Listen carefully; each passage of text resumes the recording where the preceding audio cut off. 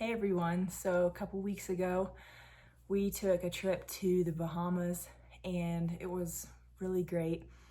I wasn't planning to make a YouTube video of it, but kind of last minute I decided to try to throw something together. So a lot of the footage is like vertical, so I don't know, just deal with it I guess, and I hope you enjoy just getting to kind of see what all we did there. So we rented a catamaran while we were there and we slept and lived off it for about 6 nights. I think one of my favorite things about going to the Bahamas was just the fact that so many of those photos you see with that super crystal clear blue water is real. It is so real. And that was really fun to get to swim in that, to see starfish, to discover something called sea biscuits that I had never heard of prior to this trip. We found lots of sand dollars, beautiful seashells, and you know, it was just really fun. I don't have footage to cover everything that we did, but what I do have, it's going to be in this video, so I hope that you all enjoy it. We made it to the Bahamas. Can I take a picture of the water? Sure. We made it to Marsh Harbor on Great Abaco Island, and it took 3 to 4 hours for Marlon to go over his briefing to learn how to operate the catamaran. It was pretty stressful the first few days trying to get everything figured out. So we did not leave the harbor that night. We waited until the next morning to just leave the harbor and try to figure everything out. There was a storm coming on our first day out on the water, so we didn't go very far. We went to Guana Key, which was the closest one to us, and we found a place to harbor for the night. And we explored a bit. We found this beautiful spot with very clear blue water, and we got to spend a couple hours here, and it was so much fun. Since the water was choppy, we decided to go back on land and rent a golf cart so we could just explore the whole island. It was so small. This spot here is called the Narrows, and it was really neat to see like the channel water on the left side and the Atlantic Ocean on the other side. The next day we went to the next key called Guana Key, and that was also a really neat place to explore. They had some really great restaurants, and we had a lot of fun eating there and just being in the water.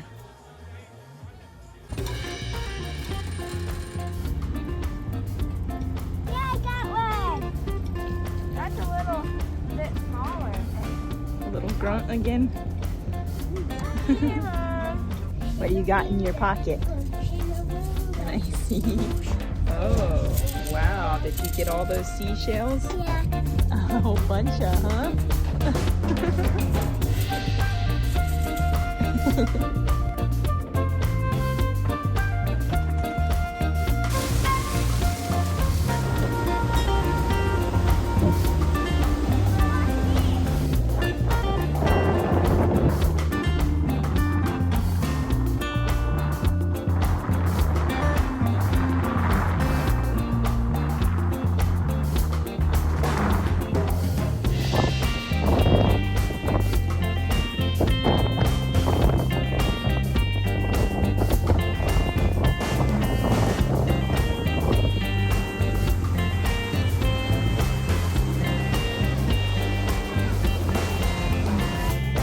There was a place called No Name Key that had a few wild pigs on it. Supposedly they're wild, but they're kind of tame.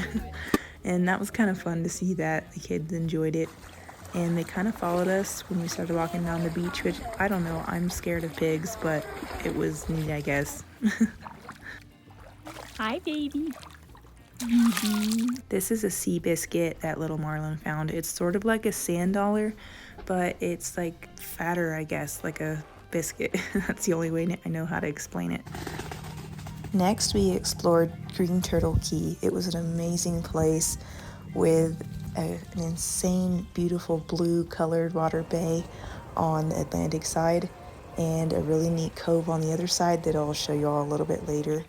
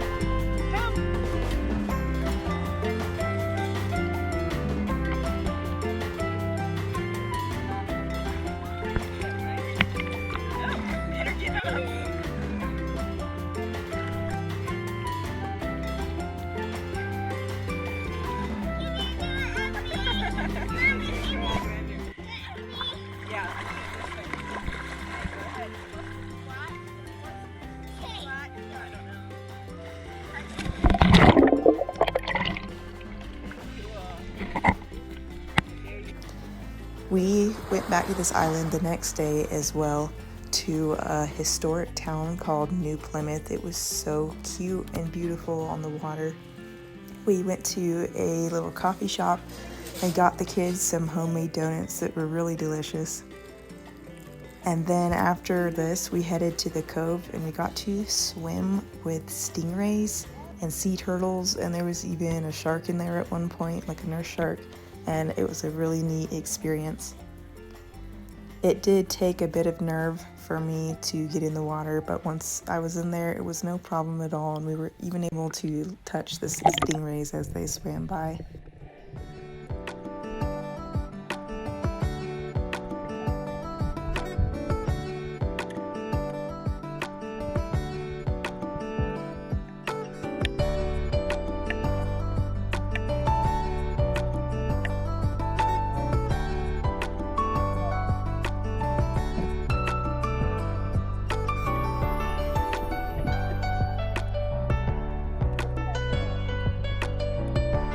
The next day we went back to a sandbar and anchored nearby and did some snorkeling and diving for sea biscuits and seashells, and I got to see a starfish. I was so excited about that.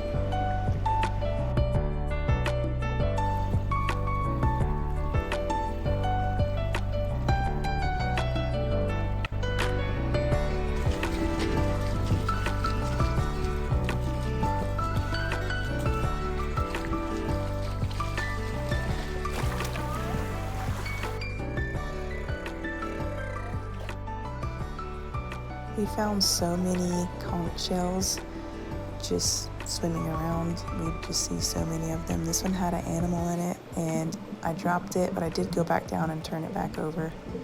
This was another one, just smaller. They're so beautiful and pink on the inside. And here are the sea biscuits that we were diving for. It was so much fun to find those.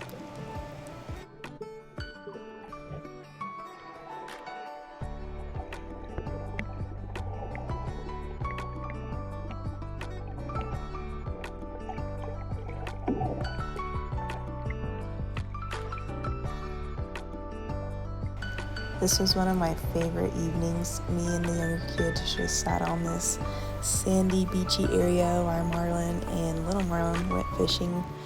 We stayed for the sunset. The kids were just running on the beach, and it was so beautiful.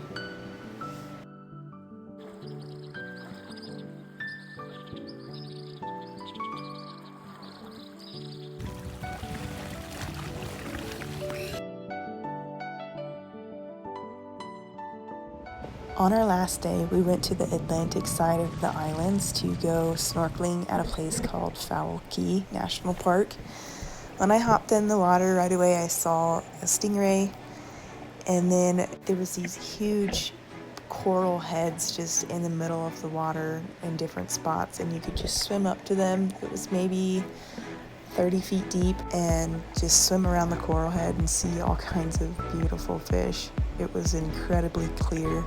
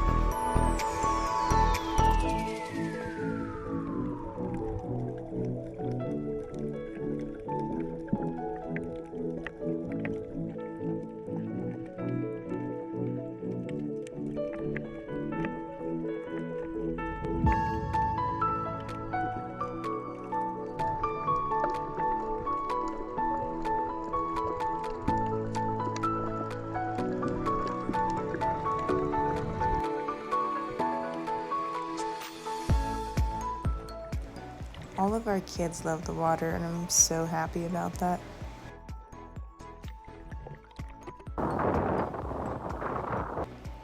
On our last evening, we took the dinghy boat to the Guana Key. Remington was falling asleep. After we found some food on Guana Key, we headed back to the catamaran, and then we took the cat back to Marsh Harbor to spend the night there and head out the next morning. Here's a little peek at the inside of the cat. I'm sorry it was so messy, but I kind of, at the end of this trip, decided I'd make a YouTube video and started taking more footage. So